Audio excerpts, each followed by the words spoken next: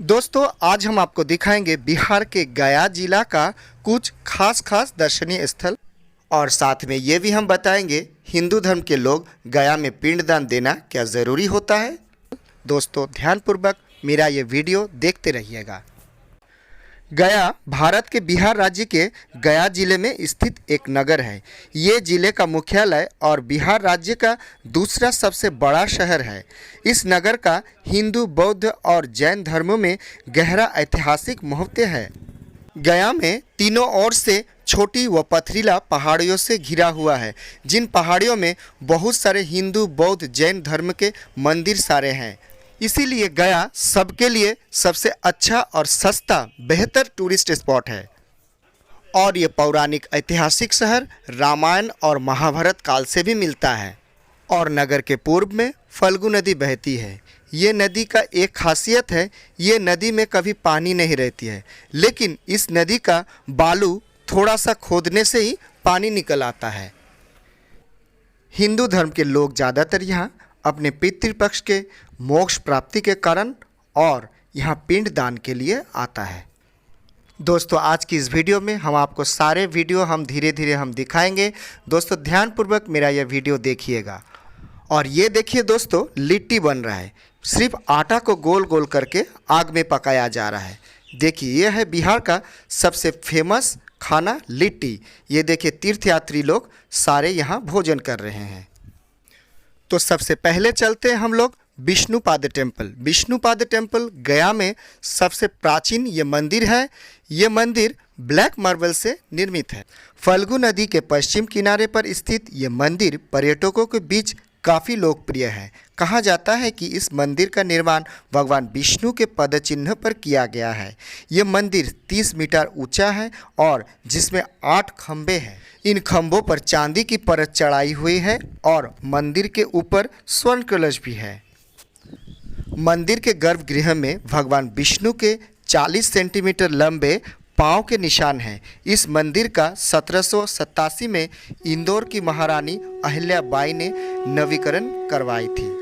पितृपक्ष के अवसर पर यहाँ श्रद्धालुओं की काफ़ी भीड़ जुटती है।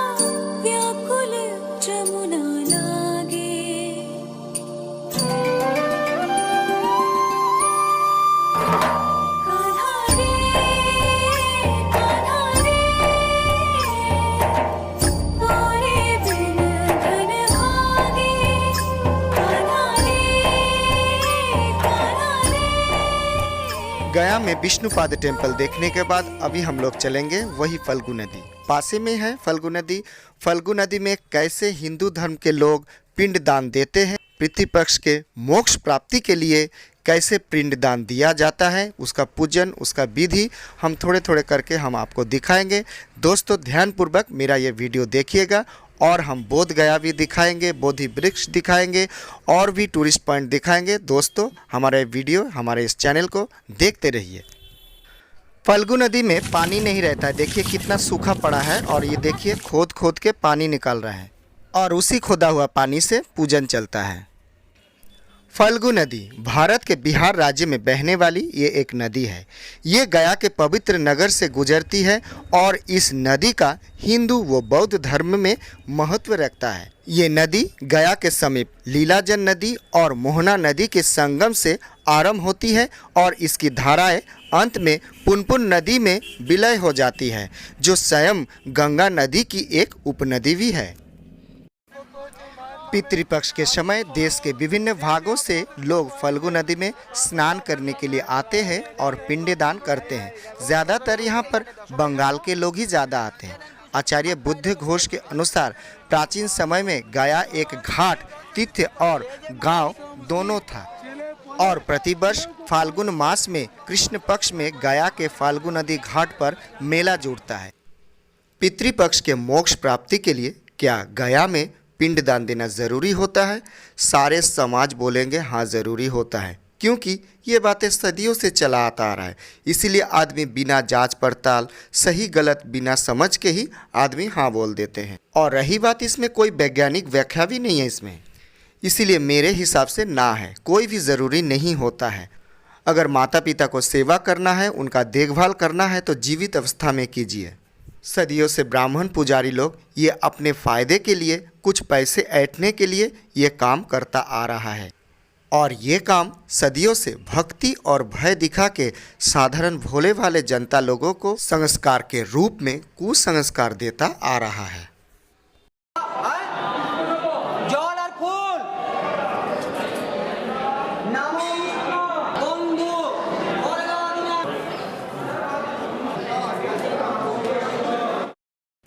दोस्तों, गया का इतिहास अगर आपको नहीं मालूम तो थोड़ा सा जान लीजिए। गया का उल्लेख महाकाव्य रामायण में भी मिलता है। गया मौर्य काल में एक महत्वपूर्ण नगर भी था। खुदाई के दौरान सम्राट अशोक से संबंधित आदेश पत्र भी पाया गया है। मध्यकाल में बिहार मुगल सम्राटों के अधीन था। मुगल काल के पतन के उपरांत गया पर अंग्रेजों ने राज किया। 1787 में हेलकर वंश की बुंदेलखंड की साम्राज्ञी महारानी अहिल्याबाई ने विष्णु मंदिर का पुनर्निर्माण करवाया। मेगस्थनीज की इंडिका, फाहियन तथा ह्यूएनसांग के यात्रा वर्णन में गया का एक समृद्ध धर्म क्षेत्र के रूप में वर्णन है।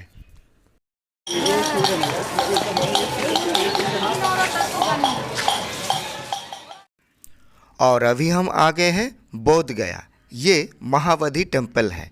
ये नवनिर्मित महाबोधि टेम्पल बड़ा ही फेमस है और ये टेम्पल के पास ही है बोधि वृक्ष। ये बोधि वृक्ष वही वृक्ष है जहाँ भगवान बुद्ध ने निर्वाण लाभ किया था। ये बोधि वृक्ष 5वीं पीढ़ी है, यानी इसे 5 बार वही जगह पर लगाया गया। यूनेस्को द्वारा घोषित किया गया ये जगह इसीलिए वर्ल्ड फेमस है और यहाँ जापानी लोग सबसे ज़्यादा आते हैं। ये मंदिर गया स्टेशन से 16 किलोमीटर दूरी पर है।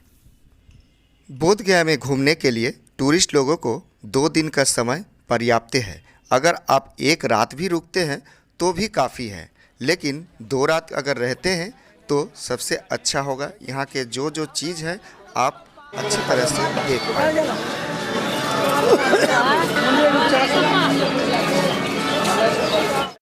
आइए दोस्तों, बोध गया के और भी कई टूरिस्ट प्लेस से आपको परिचित करवाते हैं।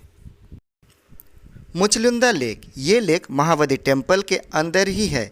कहानी ये है कि जब भगवान बुद्ध ध्यान कर रहे थे तब बड़ा तूफान आ गया था, जिसमें भगवान बुद्ध को ध्यान करने में दिक्कत आ रहा था। उसी समय मुचलुंदा स्वामी सांप के रूप में आके भगवान बुद्ध को रक्षा किया और ध्यान केंद्रित किया। ग्रेट बुद्ध स्टैचू, ये स्टैचू 20 मीटर ऊंचाई है। ये गौतम बुद्ध ध्यान मुद्रा में कमल फूल पर बैठा हुआ है। ये statue root institute of wisdom culture, ये तिब्बतीय ट्रेडिशन में बनाया गया है। ये बुद्धिस्ट सेंटर भी है। यहाँ पर बहुत सारे पिलग्रिमेज बनाया गया है।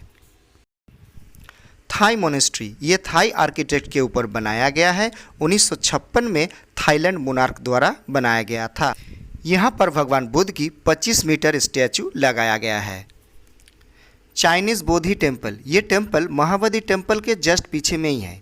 यहाँ पे चाइनीज़ आर्किटेक्ट के ऊपर यह मंदिर बनाया गया है और इस टेम्पल में 200 साल पुराना बुद्ध की मूर्ति है जो कि चाइना से लाया गया था।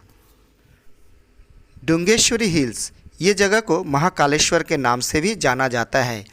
इसी जगह पे भगवान बुद्ध को ज्ञान प्राप्ति हुआ था और यही जगह पे भगवान बुद्ध को सुजाता ने खीर खिलाई थी। और भी गया और बोध गया में देखने का बहुत कुछ ऐतिहासिक चीज़ है, आप देखते देखते थक जाओगे लेकिन ख़त्म नहीं होंगे। हम अगले एपिसोड में गया पार्ट 2 में और कई अच्छे अच्छे टूरिस्ट पॉइंट दिखाएंगे। इसीलिए दोस्तों मेरे इस चैनल को लाइक शेयर सब्सक्राइब अवश्य करके रखिए ताकि अगले पार्ट आप देख पाए। Vietnam temple, Vietnam temple Vietnam government के द्वारा बनाया गया था। ये वियतनाम आर्किटेक्ट के ऊपर बनाया गया है। सुबह 7 बजे से शाम 7 बजे तक ये खुला रहता है। मंदिर के अंदर बाग बगीचा बहुत खूबसूरत है, आप लोग घूम घूम के देख लीजिए।